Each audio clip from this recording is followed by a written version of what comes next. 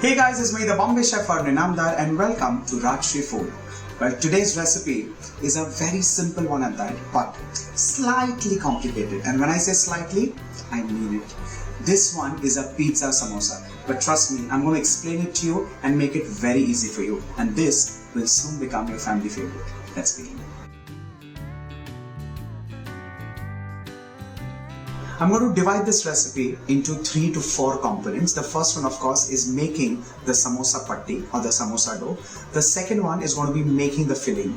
The third component is shaping the samosas. And the fourth one is frying it perfectly well. Let's begin with making the dough. For the dough, the first ingredient, of course, is flour. To this, I'm going to add in semolina or rava or suji, however you recognize this ingredient, followed with some ajwain or carom seeds. Now this adds in a wonderful thyme-like flavor. Just to balance the flavor of the dough, I'm going to add in some powdered sugar and finally ghee.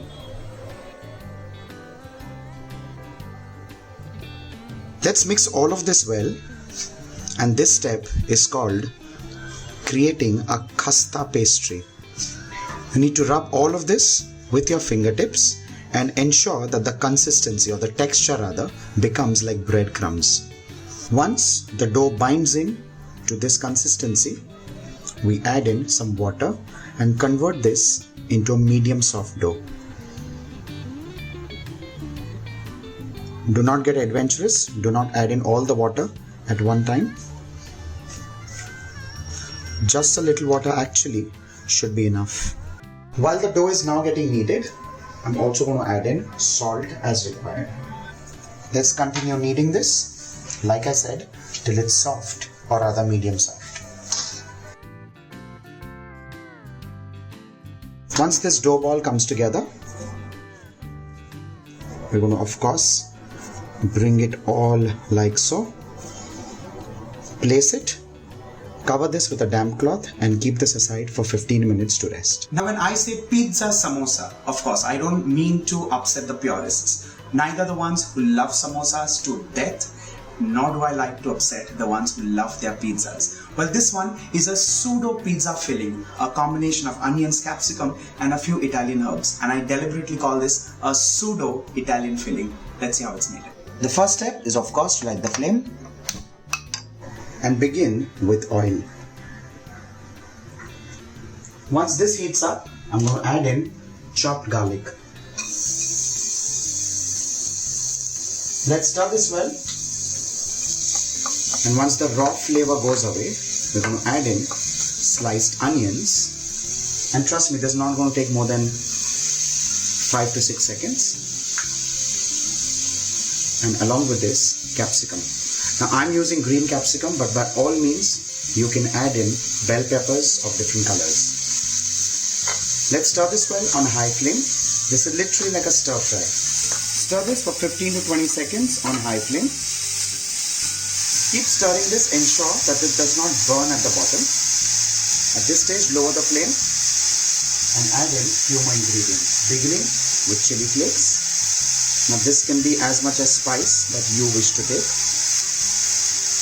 Time to add in some Italian herbs and beginning with oregano or oregano, some dried thyme,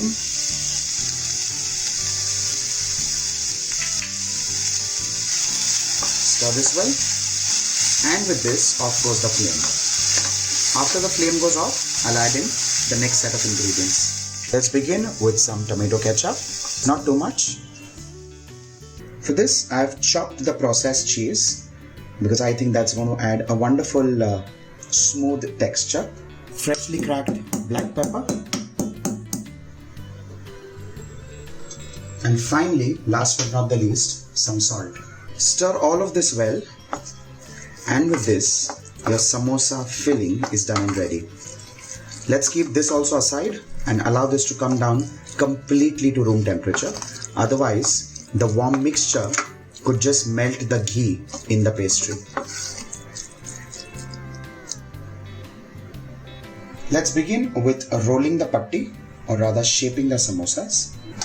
I'm going to pinch a little bit of this dough and transfer this on the rolling surface. Just apply like a dot of oil so that it does not stick to the surface, and roll this into a thin disc.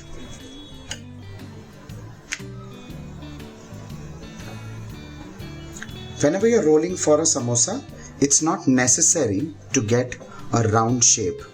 A little oblong is always preferred. Something like this. The next step is to cut this right in the center. Let's pick one half of the disc, and to this I'm going to apply a little bit of water at the bottom, and then I'm going to fold this like so. That's why you get this wonderful conical pocket, like so. Let's add in the filling with the help of a fork, ensuring that the sides are not mucked up. Apply some water at the mouth of the samosa, and you press this on one side, rather pinch it like so. You create like a little bit of a pocket, and then that's where you go. That's where you have your cocktail Italian samosa shaped and ready. Similarly, let's start shaping the rest of the samosas.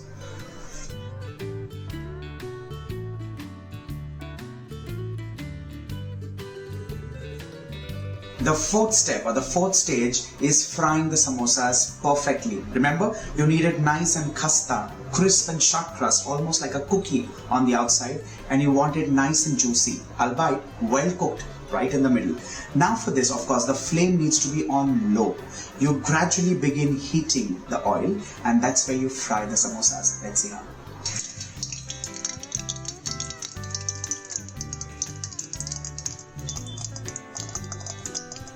The idea is to ensure that the oil is not extremely hot, and that's the reason why we overcrowd the oil. This way the temperature immediately drops. Let this fry on low flame, easily, nicely and slowly for 10 to 12 minutes. Do not stir it at this point in time.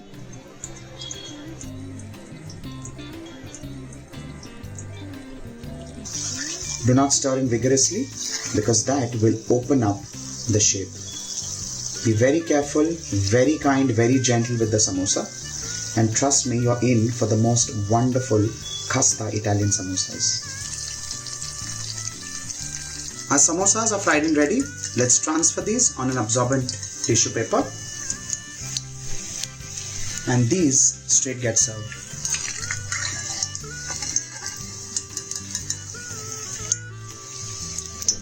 With this, your pizza samosas are done and ready. Enjoy this with ketchup, with mayonnaise, with Szechuan, or just like that.